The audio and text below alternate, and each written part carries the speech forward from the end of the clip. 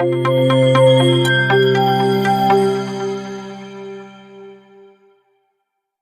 Students, welcome to नैतिक academy. आज आपण बघणार आहोत खूप इम्पॉर्टंट टॉपिक. म्हणजे प्रत्येक याच्यामध्ये काय होतं, आता सीईटी तोंडावर आलेली आहे. स्टडी कशी करायची, की विद्यार्थ्यांना काय होतं की अरे आता एवढे चॅप्टर्स एकदम कसे वाचायचे, कारण खूप वाचलेले असतात, क्वेश्चन सॉल्व्ह केलेले असतात. पण प्रॉब्लेम कुठे येतो की एक्झाम जवळ आल्यावर तर सगळे वाचायचे असतात, पण कसे करायचे. मग त्यासाठी हे खास व्हिडिओ तुमच्यासाठी, की वन शॉट व्हिडिओ.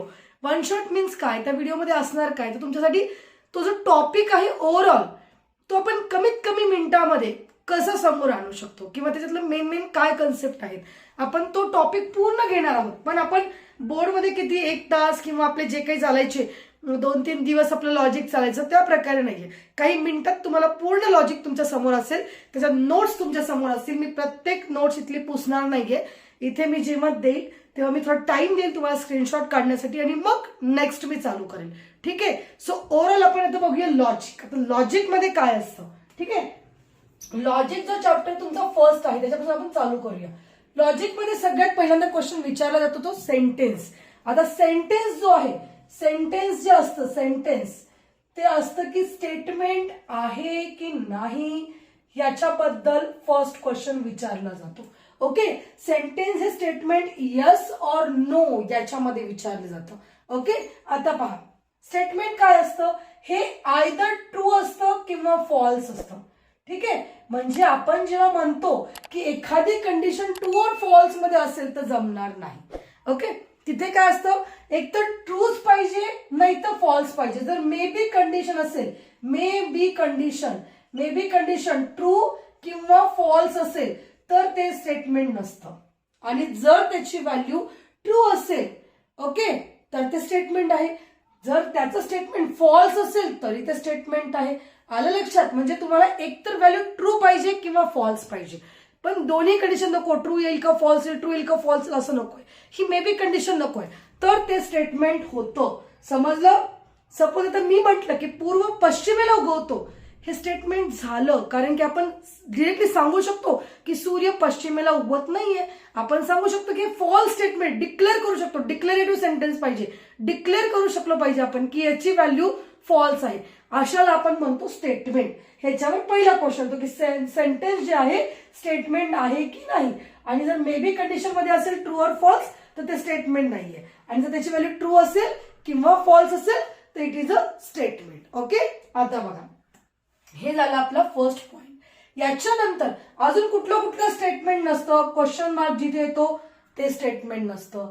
परत जिथे एक्सक्लेमेटरी सेंटेन्स येतं ते स्टेटमेंट नसतं. मी नाही वाले सांगते, जे स्टेटमेंट नसतात इथे पहा, मी दिले स्टेटमेंट इथे नॉट वाल्या, जे नॉट स्टेटमेंट आहेत, जे स्टेटमेंट नाही आहेत, पहा क्वेश्चन मार्क स्टेटमेंट नाहीये.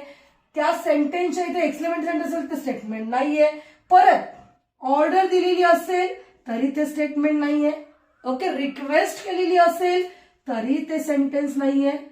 समजते मी काय काय सांगते. म्हणजे या स्पेसिफिक काही कंडिशन आहेत. किंवा ओपन सेंटेन्स असेल, ओपन सेंटेन्स ते पण स्टेटमेंट नाहीये. लक्षात घ्या या गोष्टी, की याच्यामध्ये तुम्ही डिरेक्टली सांगू शकता. या 5 थिंग अशा आहेत की याच्यामध्ये या जिथे जिथे असतील तिथे डिरेक्टली आपण सांगू शकतो it is not a statement, not a. Okay. बघा, question mark, exclamatory, order, request, open sentence. म्हणजे ज्यांचं सेंटेन्सचा अर्थच निघत नाही, ओपन सेंटेन्स आहे, ज्याचा एंडच झालेला नाहीये, ते पण स्टेटमेंट नसतं. कोणाला क्वेश्चन विचारलेला असेल की कोणताही असेल, जो काही क्वेश्चन असेल पुढे क्वेश्चन मार्क दिलेला असेल तरी ते स्टेटमेंट नसतं.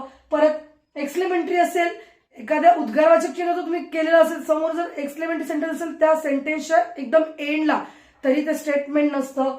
ऑर्डर दिली असेल, ऑर्डर देतो ना आपण की ते डोअर बंद कर किंवा असे ज्या काही व्हॉट एव्हर ज्या काही तुमच्या ऑर्डर्स असतील, तुम्ही एखाद्याला ऑर्डर देताय तर ते पण स्टेटमेंट नसतं.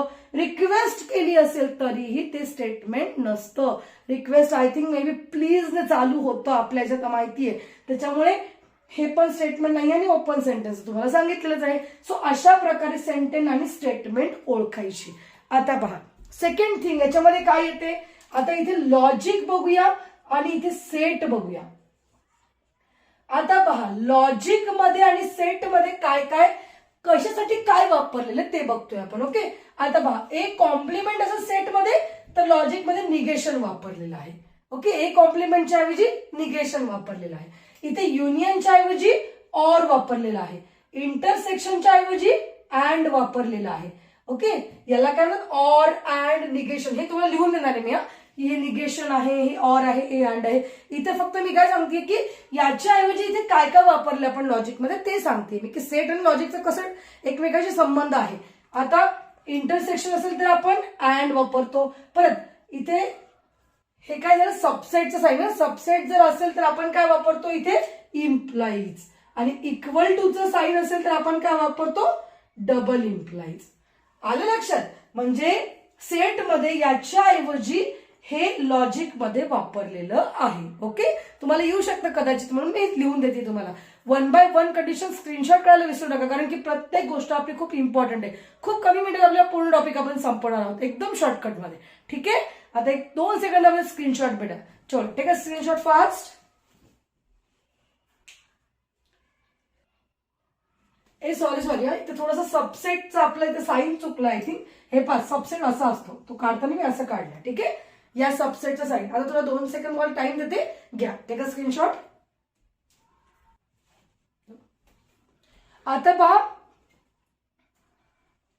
इथे आपण पुढचा बघूया. ठीक आहे, आता इथे सॉल्व्ह करताना हे तर झालं आपलं. ठीक आहे, चलो आता सेट कळले, सगळं कळलं, मान्य आहे. ओके, आता ट्रूथ टेबल बद्दल थोडीशी आपण माहिती बघूया. आता पहा, 2 इलेमेंट असतील. आता 2 आहे, 2 इलेमेंट असतील म्हणजे पहा 2 इलेमेंट असतात. ठीक आहे, 2 इलेमेंट. सो आता इथे पहा 2 इलेमेंट असेल तर आपल्याला काय करावं लागेल. आता इथे 2 जेव्हा आता इथे काय 2 इलेमेंटचे 2 म्हणजेच किती येणार आहे पॉसिबिलिटी 4. जर मी 3 इलेमेंट घेतले आर तर पॉसिबिलिटी येणार आहे पहा 1 2 3 वरती 3 लिहिले. 2⁻³ किती येणार आहे 2⁻³ 8. येतं लक्षात. जर मी एकच इलेमेंट वापरला क्यू, मी परत 2⁻1 वापरणार म्हणजे पॉसिबिलिटी किती येणार आहे 2. हे लक्षात घ्या की पॉसिबिलिटी मी का काढलेले आहेत आणि 2⁻² का वापरला. डोक्यात असेल ना की 2 का वापरलाय. 2 याच्यासाठी वापरला कारण नाण्याला बाजू किती असतात, एक तर ट्रू असते किंवा फॉल्स असते. त्याच्यामुळे आपण 2 वापरतो. ठीक आहे, बेस जो 2 वापरतो तो याच्यामुळे, कारण आपलं जे कॉइन असतं कॉइनला एक तर ट्रू आणि फॉल्स 2च बाजू असतात. त्याच्यामुळे आपण 2⁻1 2⁻2 2⁻3 असं वापरलं. मग आता पहा मी एक एक तुम्हाला सांगते. तर 1 घेतल्यावर काय येणार आहे. सपोज आपण 1 घेतला पी ट्रू आणि फॉल्स, तर याचं निगेशन पी येणार आहे. पहा हे निगेशन आहे. निगेशन पी काय येणार आहे ट्रूचं फॉल्स, फॉल्सचं ट्रू. बस हे झालं एकाची कंडिशन. की 1 घेतल्यावर काय येतं हे तुम्हाला मी दाखवलं. आता 2 घेतल्यावर काय येईल तर पी क्यू.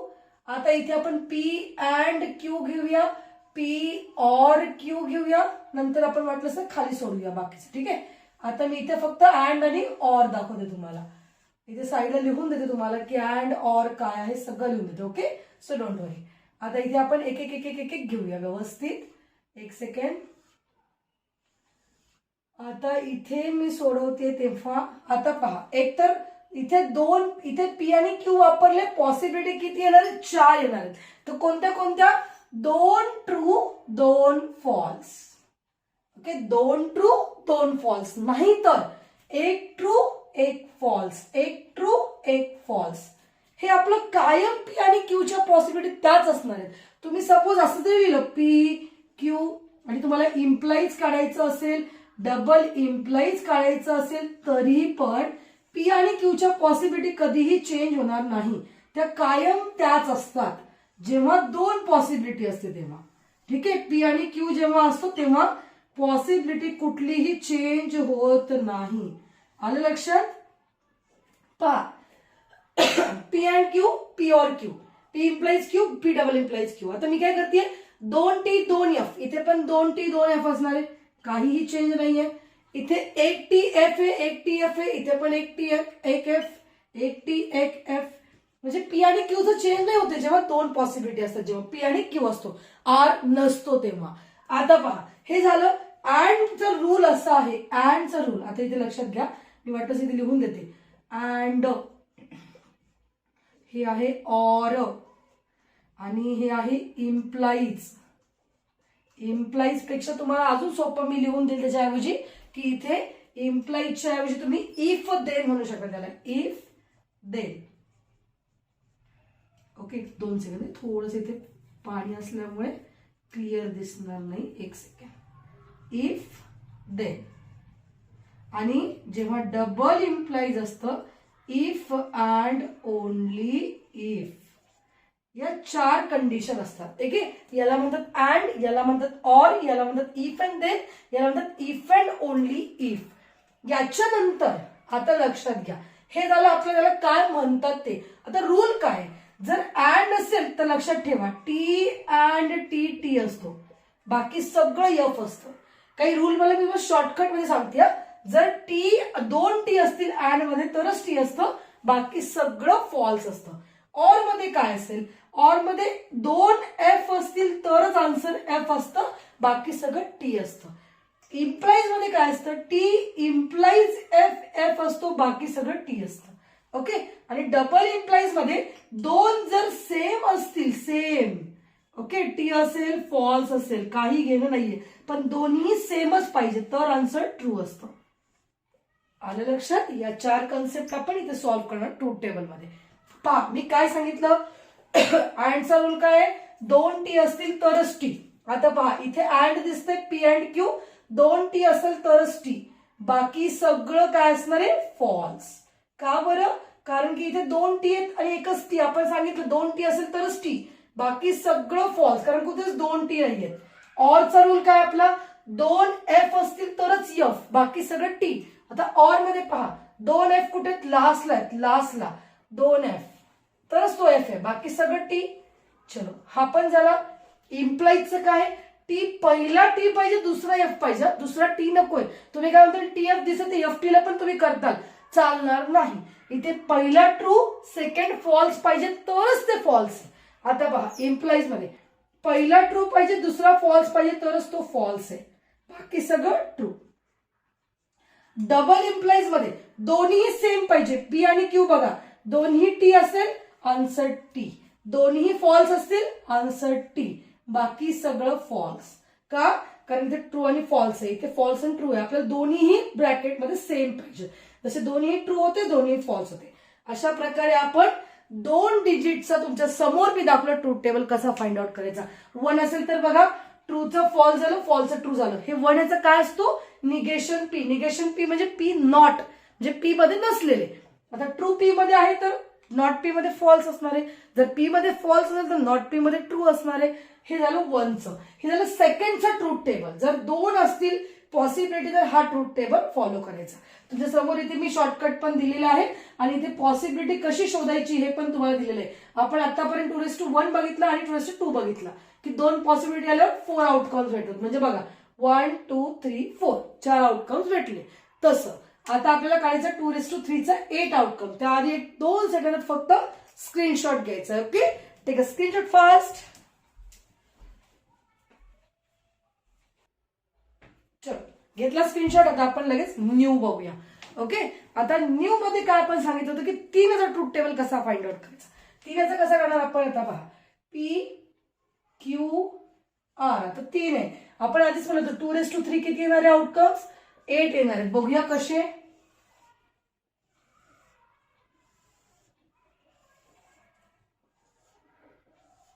एट म्हणूया 1 2 3 4 5 6 7 and 8. ओके, आता पहा इथे 4 ट्रू 4 फॉल्स. काय केलं मी, 4 वेळेस ट्रू 4 वेळेस फॉल्स. त्याच्यानंतर 2 वेळेस ट्रू 2 वेळेस फॉल्स, 2 वेळेस ट्रू 2 वेळेस फॉल्स. परत 1 वेळेस ट्रू 1 वेळेस false, true false true false true false. म्हणजे पहिल्या याच्यामध्ये 4 वेळेस ट्रू 4 वेळेस फॉल्स, त्याच्यानंतर 2 वेळेस ट्रू 2 फॉल्स, 2 ट्रू 2 फॉल्स, मग 1 ट्रू 1 फॉल्स, 1 ट्रू 1 फॉल्स. आणि तुम्ही काढू शकता. सपोज तुम्हाला विचारलंय P and Q or R असं जर तुम्हाला विचारलेलं आहे, ठीक आहे, तर मी काय करणार, आधी मला पी अँड क्यू काढणार, ठीक आहे, आणि त्याच्यानंतर पी अँड क्यू और आर काढणार मी. बघा कसं करणार मी आता. ट्रूथ टेबल बघा कसा करतोय आपण. तुमच्या समोर मी एक एक्झाम्पल का दाखवते की क्लिअर व्हावं एक्झॅक्ट की काय आहे कन्सेप्ट नेमकं, कारण ट्रूथ टेबलवर आधारित पण क्वेश्चन येऊ शकतात, त्याच्यामुळे हे विचारले. ठीक आहे, आता बघा मला क्वेश्चन दिला होता काय, पी अँड क्यू और आर. तर मी काय केलं, मग पी अँड क्यू आधी सॉल्व्ह केला. पी अँड क्यू आपला अँडचा रूल माहितीये, 2T असेल तरच टी, 2T असेल तरच टी, बाकी सगळं फॉल्स असतं, बाकी सगळं फॉल्स. का, कारण 2T जिथे आहे तिथेच टी देणार आपण, आणि इथे पी आणि क्यू सांगितलं म्हणून पी आणि क्यूच बघणार. त्याच्यानंतर पी अँड क्यू और आर. आता पी अँड क्यू इथे ऑलरेडी आलेला आहे, त्याला और आर आहे, तर याला आर और करायचा. ऑरचा रूल काय, 2F असतील तरच एफ, 2F असतील तरच एफ, 2F असतील तरच एफ. ओके, बघा 2F 2F 2F, बाकी सगळं नाहीये, मग बाकी सगळं काय असणार आहे, ट्रू. अशा प्रकारे झालं ट्रूथ टेबल 3 डिजिटचा. तर अशा प्रकारे पण तुम्ही व्हॅल्यू काढू शकता. So take a screenshot fast.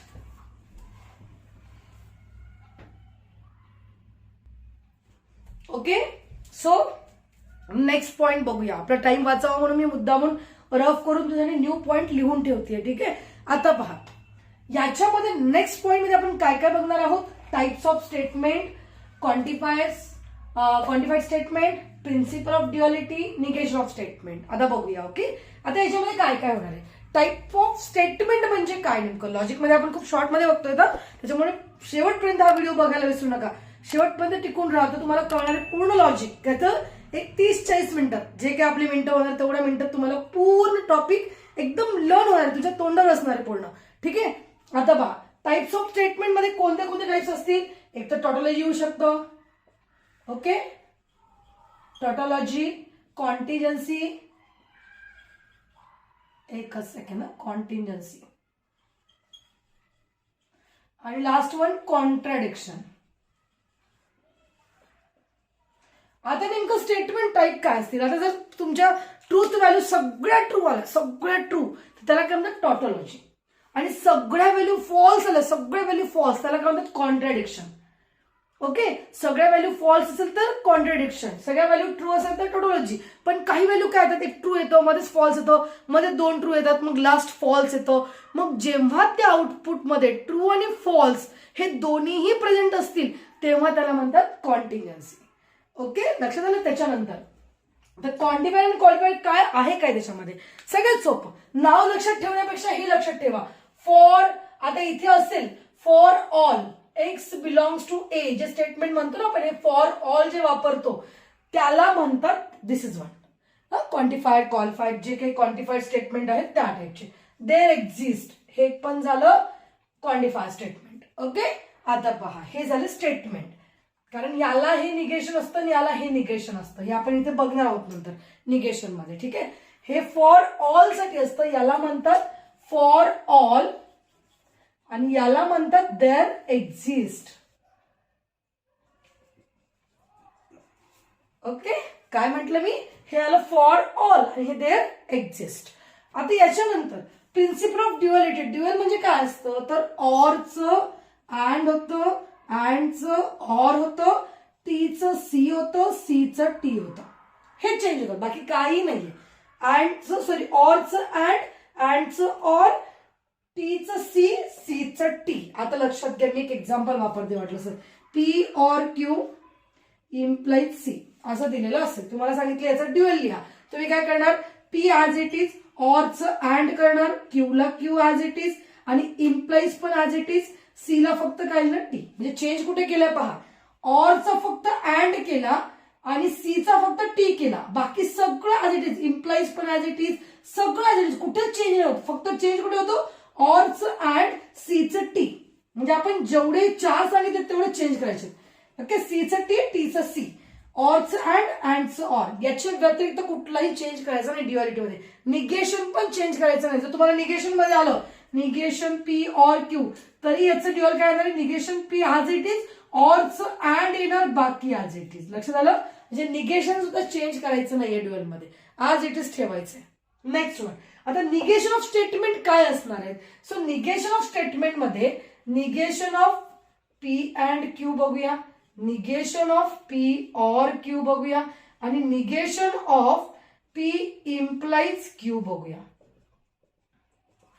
Negation statement. ठीक आहे, आता पहा अँडचं निगेशन काढायचंय, हे निगेशन याला द्यायचं, निगेशन पी हे निगेशन क्यूला द्यायचं, निगेशन क्यू अँडचं फक्त ऑर करायचं, झालं निगेशन.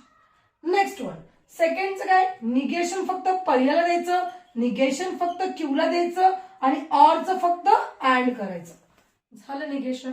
नेक्स्ट वन, आता थर्ड वन, ह्याला कसं करतात, पहिले पी अँड निगेशन क्यू करतात त्याचं.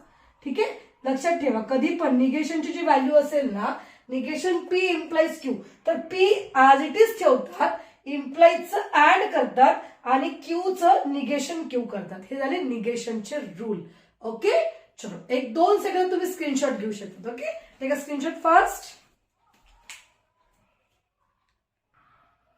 सो घेतला असेल स्क्रीनशॉट. आणि निगेशन मधून 2 रूल पण लक्षात ठेवायचे. तुम्हाला मी एक एक्स्ट्रा सांगते निगेशनचे. जेव्हा आपण निगेशन स्टेटमेंट जे बघितले लास्ट वन, त्याच्यामध्ये आपण जेव्हा for all X belongs to A वापरतो, याचं निगेशन करताना काय करायचं, जर तुम्हाला याचं निगेशन विचारलं असेल तर काय करायचं, फॉर ऑलला फक्त there exist X belongs to A, म्हणजे फॉर ऑल साठी फक्त देअर एक्झिस्ट वापरायचं, बाकी सेम ऍज इट इज. आणि जर निगेशन ऑफ विचारलं असेल there exist X belongs to A, आपण काय करणार, फक्त देअर एक्झिस्टच्या ऐवजी फॉर ऑल वापरणार, बाकी statement as it is. Statement as it is, फक्त फॉर ऑलच्या ऐवजी देअर एक्झिस्ट आणि देअर एक्झिस्टच्या ऐवजी फॉर ऑल, निगेशन एकमेकांचे. ठीक आहे, चलो आता हे क्लिअर करायचं म्हणून तुम्हाला क्लिअर केलं ही कन्सेप्ट. याच्यानंतर तुम्हाला घ्यायचं स्क्रीनशॉट घेऊ शकता ते 2 सेकंदात. ओके, चलो नेक्स्ट वन. आता मेन जे फॉर्म आपलं जे सगळ्यात मेन पॉइंट आलेला आहे प्रॉपर्टीच्या. प्रॉपर्टीमध्ये खूप तुमच्या एकदम अशा एकत्र होतात की कुठं काय वापरायचं काहीच कळत नाही. त्यासाठी मी 4 प्रॉपर्टी घेणार आहे, त्याच्यामुळे तुमच्या डोक्यात फिट बसून घ्या आता की कसं करायचं. आता लक्ष द्या, कम्युनिटी प्रॉपर्टी आहे, तर कम्युनिटी प्रॉपर्टी म्हणजे काय, एकमेकांना फक्त चेंज करणं. आता पहा, पी ऑर क्यू असेल तर फक्त क्यू ऑर पी करणं, म्हणजे एकमेकांना चेंज करतो जागा, इकडचं तिकडे बसवतं, तिकडचं इकडे बसवतं, बाकी काहीच नाहीये. सपोज पी अँड क्यू असेल तर त्याला इक्विव्हॅलेंट काय असतं, फक्त क्यू अँड पी, म्हणजे एकमेकांची जागा चेंज केली, त्याला काय म्हणतात कम्युटेटिव्ह प्रॉपर्टी. आता second property associative property. Associative मध्ये काय आहे, आता सपोज पहा P and Q and R आहे, मी या दोघांना केलेलं आहे आणि ते P or Q or R आहे, मी त्याला इक्विव्हॅलेंट विचारलेलं आहे. काय केलं मी, फक्त पहा P and Q and R, दोन्हीही अँड आहेत, तिथे दोन्हीही ऑर आहेत, पी क्यू आर, मी फक्त क्यू आर ला ब्रॅकेट दिलेला आहे, बाकी सगळं सेम आहे. आता याचं असोसिएटिव्ह कसं असतं, आता पहा P and Q and R, आपण वाटलं असं 3दा लिहून काढू, P and Q and R. आता हे सगळे इक्विव्हॅलेंट सेमच आहेत, P and Q and R. आता मी वाटलं हे आधी काढून टाकते म्हणजे तुमच्या लक्षात येईल की नेमकं काय याच्यामध्ये. पहा P and Q and R, P and Q and R, P and Q and R same लिहिलेलं आहे. खाली पण मी लिहिणार P or Q or R, P or Q or R. आता फक्त असोसिएटिव्ह प्रॉपर्टी यूज करायची आहे, त्याच्यासाठी आता मी याला काहीतरी करणार आहे. बघा मी आता फक्त सेकंड थर्डला ब्रॅकेट दिला, इथे मी काय करणार, फर्स्ट आणि सेकंडला ब्रॅकेट देणार. मी काय केलं होतं, सेकंड थर्डला दिला होता तो मी फक्त इकडे शिफ्ट केला, फर्स्ट सेकंडला दिला आणि लास्ट मध्ये दिलाच नाही. हे सगळे इक्विव्हॅलेंट झाले एकमेकांना. सेम कंडिशन खाली पण, आधी मी सेकंड थर्डला दिला, मग फर्स्ट सेकंडला दिला आणि मग दिलाच नाही, हे सगळे एकमेकांना इक्विव्हॅलेंट झाले. याला काय म्हणतात असोसिएटिव्ह प्रॉपर्टी. तर डिस्ट्रीब्युटिव्ह प्रॉपर्टी म्हणजे काय, आता पहा P and Q or R असं असेल किंवा P or Q and R असं असेल तर काय करायचं. आता डिस्ट्रीब्यूट करणं म्हणजे काय, ही बाहेरची जी वस्तू आहे ती आतमध्ये करणं. म्हणजे फॉर एक्झाम्पल 4x+3 असेल तर आपण 4 ने आतमध्ये मल्टिप्लाय करतो, 4x प्लसला प्लस लिहितो आणि 4×3 12 लिहितो. या प्रकारे डिस्ट्रीब्यूट करतो आतमध्ये, तसंच इथे करायचं. आता पहा पी अँड क्यू, ठीक आहे, हे पी अँड मी क्यू ला दिलं, हा ऑर उरला, ऑर लिहिला, पी अँड आर लिहिला. ठीक आहे, सेम कंडिशन इथे पी ऑर क्यू ला दिला, परत हे अँड ऍज इट इज आणि पी ऑर आर ला दिला, पी ऑर आर ला दिला, संपलं. याला म्हणतात डिस्ट्रीब्युटिव्ह प्रॉपर्टी. आणि डी मॉर्गन्स लॉ आताच तुम्हाला सांगितलं मी, negation of P or Q जो डी मॉर्गन्स लॉ म्हणून ओळखला जातो तो आहे निगेशन पी ऑरचं अँड होतं निगेशन क्यू. म्हणजे दोघांना पण निगेशन लागतं, फक्त मध्ये ऑरचं अँड होतं, अँडचं ऑर होतं. याला म्हणतात De Morgan's law. Take a screenshot fast.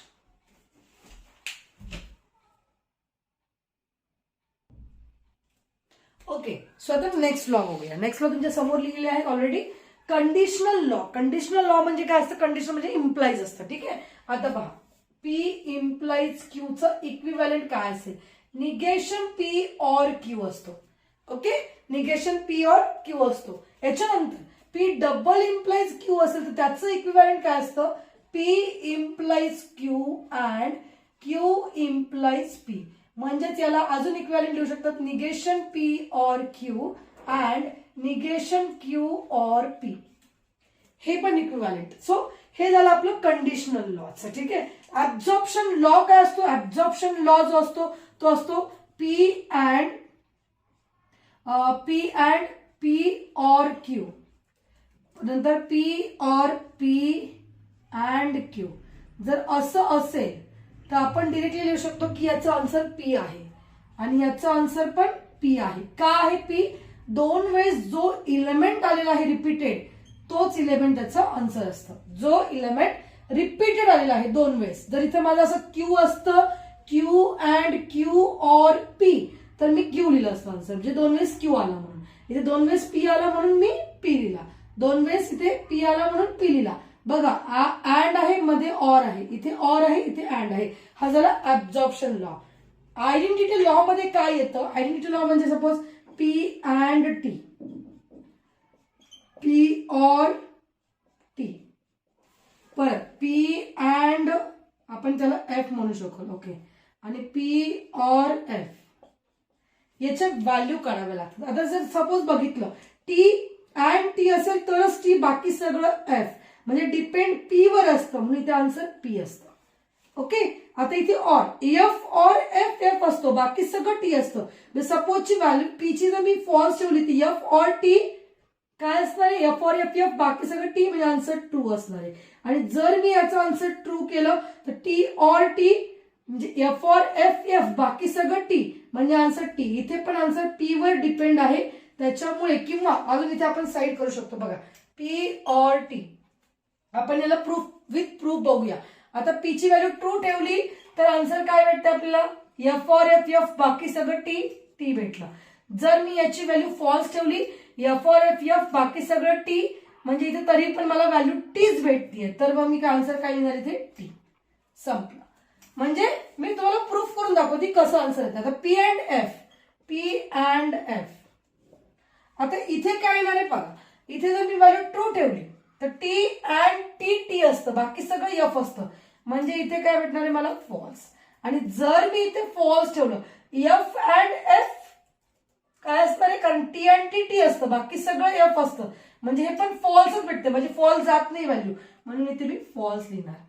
आता नेक्स्ट वन, इथे काय? P or F, P or F. P ची व्हॅल्यू ट्रू ठेवली तर आन्सर काय भेटते मला? एफ ऑर एफ एफ असतं, बाकी सगळं टी असतं, मग टी भेटली. आणि जर मी पी ची व्हॅल्यू चेंज केली, मी पी ची व्हॅल्यू फॉल्स ठेवली तर एफ ऑर एफ एफ भेटतं मला आन्सर. म्हणजे माझी व्हॅल्यू डिपेंड करते पी च्या व्हॅल्यूवर, म्हणून मी इथे आन्सर पी लिहिणार. अशा प्रकारे झालं आपलं आयडेंटिटी लॉ. आता आपण बघतोय कॉम्प्लिमेंट लॉ. आता कॉम्प्लिमेंट लॉ म्हणजे काय? आता जर कॉम्प्लिमेंट लॉ जर म्हणायचं असेल तर याला करू शकतो आपण पी अँड निगेशन पी किंवा P or negation P. Okay, आता जर बघितलं पी अँड निगेशन पी काय आन्सर येणार आहे बघा. पी म्हणजेच आपण ट्रू ठेवला अँड, आणि हा जर हा ट्रू असेल तर हा फॉल्स असणार नक्कीच. मग टी अँड टी टी, बाकी सगळं फॉल्स असतं, मग इथे आन्सर काय भेटणार आहे? False. P or negation P, P or negation P, P ची व्हॅल्यू जर ट्रू असेल, ऑर निगेशन टी म्हणजे इथे काय आलं? T or F, F or F F, बाकी सगळं टी, म्हणजे आन्सर इथे येणार आहे आपलं ट्रू. अशा प्रकारे आपला झाला इथे कॉम्प्लिमेंट लॉ. त्याच्यानंतर इन्व्होल्युशन लॉ मध्ये काय असतं की पी किंवा निगेशन ऑफ पी आन्सर काय असतं P. Negation of T answer काय असतं false. Negation of false answer असतं टी. आणि निगेशन ऑफ निगेशन पी, इथे निगेशन पी, एक सेकंड इथे तुम्हाला लिहून दाखवते व्यवस्थित. इथे निगेशन चुकून झालं. So negation of negation P असतं इक्विव्हॅलेंट पी. याला म्हणतात involution law. So idempotent law म्हणजे आता पहा, आयडेंटिपोटेंट लॉ मध्ये काय असतं P and P is equivalent P असतं आणि P or P equivalent P असतो. लक्षात घ्या, 2 पी जरी अँड असली तरी आन्सर पी असतं, 2 पी ऑर असली तरी आन्सर पी असतं. हा झाला तुमचा idempotent law. Take a screenshot fast. Okay, screenshot घेतला असेल तर पुढचं बघूया आपण. त्याच्यामध्ये एकच पॉइंट होता शेवटचा राहिलेला आहे, शेवटचा एकदम शेवटचा, त्याच्यामध्ये आपला पूर्ण लॉजिक संपणार आहे. तर शेवटचा व्हिडिओ आहे स्टेटमेंट कॉन्व्हर्स इन्व्हर्स कॉन्ट्रापॉझिटिव्ह. ते नेमकं काय असतं बघूया. ओके, आता पहा, पी इम्प्लाइज क्यू. ठीक आहे, स्टेटमेंट पी इम्प्लाइज क्यू मध्ये स्टेटमेंट दिलं असतं. तुम्हाला याचं कॉन्व्हर्स विचारलं तर फक्त याचं उलटं करायचं, क्यू इम्प्लाइज पी. याचा जर इन्व्हर्स विचारला तर ह्याचं ॲज इट इज निगेशन घ्यायचं. Negation P implies negation Q. Negation म्हणजे नॉट वापरायचा. आणि जर याचं कॉन्ट्रापॉझिटिव्ह विचारलं असेल तर ह्याचं जे कॉन्व्हर्स असेल त्याचं निगेशन असतं. Negation Q implies negation P. लक्षात ठेवा, याचं निगेशन म्हणजे इन्व्हर्स असतो आणि याचं निगेशन म्हणजे कॉन्ट्रापॉझिटिव्ह असतो. लक्षात, याचं असं रिलेशन आहे. तर हे लक्षात ठेवण्यासाठी सोपं जाईल. आपण म्हटलं ट्रूथ टेबलनी बघूया. P Q, true true, false false, true false, true false. हे आपलं तुम्हाला सांगितलं होतं ना मी की पी आणि क्यू चे सेमच असतात, त्याच्यामध्ये काहीही डिफरंट नसतं. आता पहा, मी काढलं पी इम्प्लाइज क्यू काढते मी आधी. ठीक आहे, त्याच्यानंतर आधी मी म्हटलं असं लिहून घेते आपल्याला काय काय फाइंड आउट करायचंय म्हणजे आपल्याला सोपं जाईल. P and Q. आता क्यू इम्प्लाइज पी, जे जे मला लागणार आहे पी इम्प्लाइज क्यू. आता क्यू इम्प्लाइज पी घेतलं. आता इथे मी आधी निगेशन पी घेते, निगेशन क्यू काढते आणि त्याच्यानंतर मला वापरावं लागेल negation P implies negation Q. आणि त्याच्यानंतर लास्ट वर आहे माझा bracket negation Q implies negation P. मी सगळे इथे लिहिले, P implies Q, Q implies P, negation P implies negation Q, negation Q implies negation P. आता बघूया व्हॅल्यू कशा आहेत. याच्याशी ह्याचा संबंध आहे कॉन्व्हर्सशी कॉन्ट्रापॉझिटिव्हचा. आता बघूया P implies Q. P implies क्यूचा रूल काय, पहिला ट्रू दुसरा फॉल्स असेल तरच फॉल्स, बाकी सगळं ट्रू. क्यू इम्प्लाइज पी, आता उलट आहे, क्यू इम्प्लाइज पी म्हणजे क्यू मध्ये ट्रू पाहिजे, पी मध्ये फॉल्स. हे पहा, इथे ट्रू पाहिजे, इथे फॉल्स पाहिजे.